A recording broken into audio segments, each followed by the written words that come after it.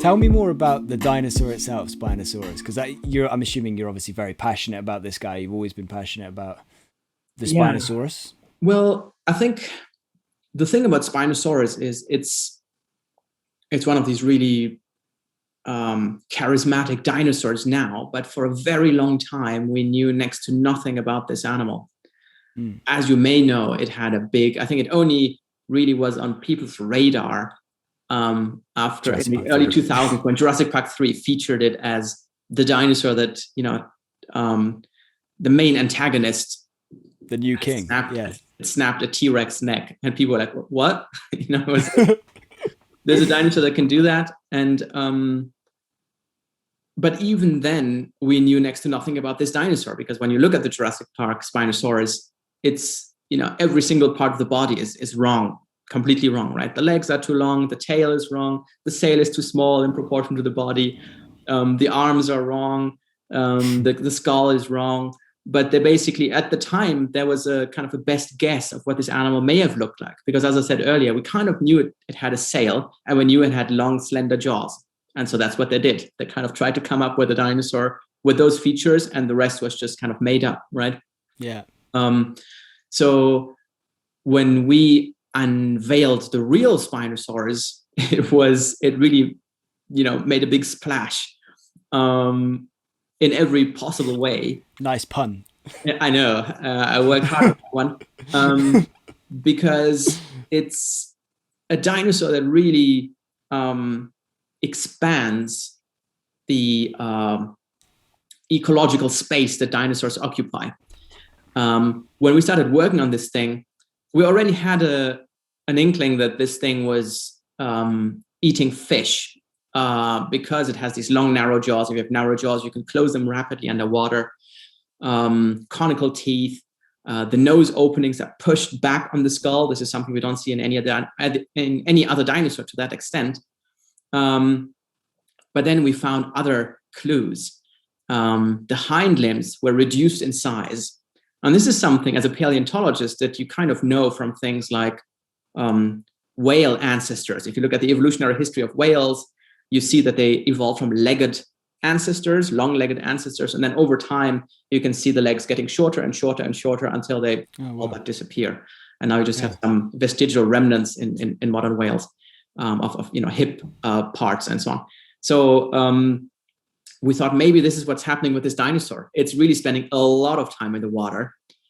And then we looked at the foot, which is unusually wide with flattened claws. And we thought, wow, this also looks really strange, almost like, it was a webbed foot or something. But then one of the big moments came when we decided to look at the inside structure of the bone. And one of my Italian colleagues, Matteo Fabri, who's now at Yale University, determined that the bones were unusually dense. If you look at the thigh bone, the femur, for example, typically you have a large opening in the middle, which we call the medullary cavity. In this dinosaur, it was basically all dense bone. And we thought, that's strange. And it turns out that this is something we see in animals like manatees, animals that spend a lot of time in the water.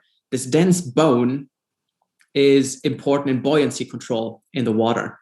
And that's when we were just like, oh gosh, this is really huge. And so we published the first big paper in Science in 2014. And it was on the, Spinosaurus was on the cover of National Geographic, and it was, all over the news. And it caused a lot of lively discussions, to put it mildly, because people were just like, and I think at the time I kind of underestimated just how much of a discussion and how many debates this would trigger, just because our data was always very sound. Our science was good. But what I didn't fully appreciate at the time was just how much of a challenge this was to our prevailing dogma of one of the prevailing dogmas of the dinosaurs, and that which basically states that dinosaurs are land animals. This is something you can read in every children's book. Those things you see with the plesiosaurs and mosasaurs and so on, those are marine reptiles, but dinosaurs are firmly grounded on land. that's what dinosaurs do. Yeah. And so obviously there were some people kind of going like, oh no, there must be some other explanation, and we have to, one of the few things that I thought was a legitimate question at the time was that we didn't really know how exactly this thing would move through the water. In other words, we didn't really have a motor that would move this thing through the water. We're trying to go like, was it paddling with its feet? Was it doing something different? And that's when the 2018, 2019 expeditions came in, where we found the tail and basically the back half of the animal. And when we dug out the tailbones, it was just probably the most exciting moment of the Spinosaurus project, because we realized that the tailbones were absolutely unique. We had never seen anything like this in any other dinosaur. Extremely long spines on all of these tailbones.